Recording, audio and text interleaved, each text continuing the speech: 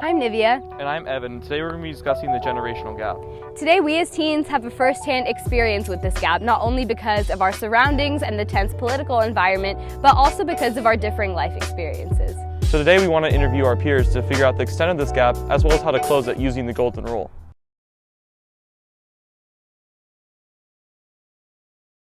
At this point, there's been a lot of distrust in the government for a while now. So our generation has kind of grown up with that distrust.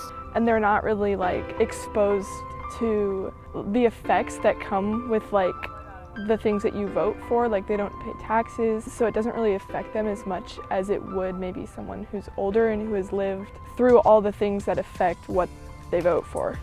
I don't think that all of them will take the opportunity because most of them probably don't even know what to do or how to register to vote.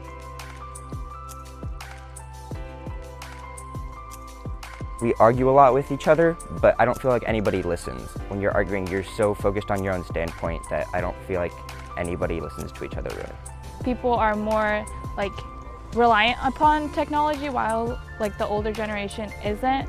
One generation is always thinking they're better than the other, and that's just going to lead to a lot of disrespect. Well, naturally the older people will try to go okay, well this worked for me, it should work for you.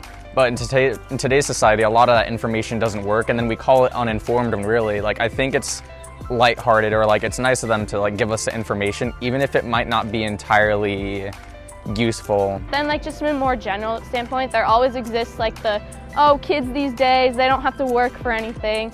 Whereas I believe that we really have to work a lot harder because everything has become so much more competitive.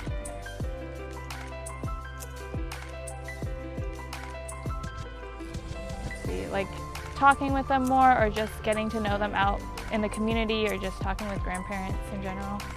It kind of creates that mutual understanding of each other, and that'll help improve and soothe any tensions that exist.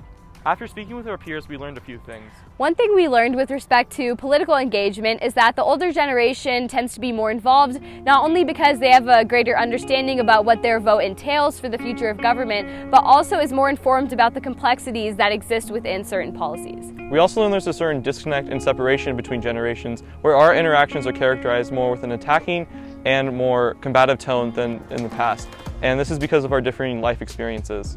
One way we can avoid this and close the generational gap is by utilizing empathy, which is one of the key pillars of the golden rule. This channel with active listening will help us work to a better mutual understanding.